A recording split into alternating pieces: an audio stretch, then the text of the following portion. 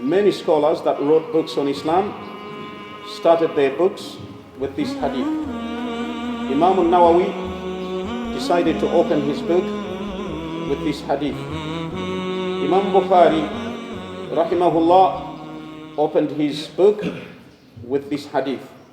And many other scholars started their books with this hadith. This is a reminder to the student before he embarks on the path of ilm, of knowledge, that the intention is going to be important. If you embark on the path of Arba'in An-Nawawiyah, the 40 hadiths of An-Nawawi, your intention has to be right. To seek ilm for the sake of Allah and for the sake of the Messenger sallallahu alaihi wasallam, in order to be rewarded by Allah. Do not seek knowledge for any other purposes. Don't seek knowledge so that you can argue with people and look very knowledgeable and important.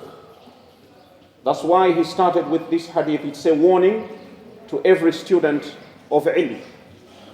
He didn't even create a muqaddimah, a preface. This hadith is enough as a muqaddimah to any work in Islam. It's not just ilm, but everything that we do. The intention is important, and everyone is going to be rewarded according to their intention. And the intention is always supposed to be for Allah, in order to be rewarded by Allah. For any other reason, then there is no reward. Secondly, intention is found in the heart. محلها القلب والتلفظ بها بدعة. To announce your niyyah is bid'ah. Niyyah is supposed to be made in your heart. When you stand in order to pray Salatul Dhuhr or Salatul Asr or Salatul Maghrib, don't say, I stand facing the Qibla to pray Salatul Maghrib 3 rakats for the sake of Allah. The Messenger sallallahu alaihi wasallam didn't do that. Niyyah is what you have in your heart. What do you think you are doing? If you know what you are doing, then that is your niyyah. There is no need to say, this is my intention and I intend to pray Salatul Maghrib in Masjid Rasulullah sallallahu alaihi wasallam. That is bid'ah. The only exception is Hajj and Umrah.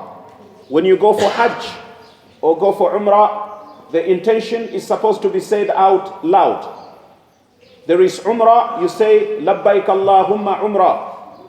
Or if it's Hajj, you say, Labbaik Allahumma Hajjan. Or if it's a combination of Hajj and Umrah, you say, Labbaik Allahumma Hajjan wa Umrah. These must be said loudly in accordance with the Sunnah of the Messenger sallallahu alaihi wasallam. And like I mentioned earlier, Rasulullah sallallahu alaihi wasallam said, Man ahdatha fi amrina hadha ma laysa minhu فهو رد من عمل عملا ليس عليه أمرنا فهو رد.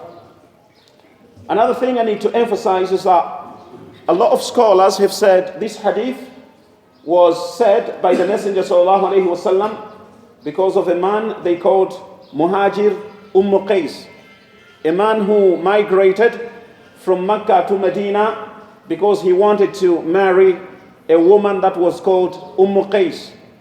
When he wanted to marry her, she said, if you must marry me, then you should come over to Medina. So he migrated together with the Muslims, not for the sake of Allah and His Messenger, but in order to go and marry that woman. Although this story may be true, the truth is that there is no evidence that shows that this hadith was revealed because of that. Rather, that this hadith was said because of that. The Messenger sallallahu alaihi wasallam said this hadith, and the man did what he did, but there is no connection. There is no connection in the hadith which shows that the hadith was said by the Messenger sallallahu alaihi wasallam referring to the Muhajir Qais. هذا والله تعالى أعلم وصلى الله تعالى على سيدنا محمد وعلى آله وصحبه أجمعين.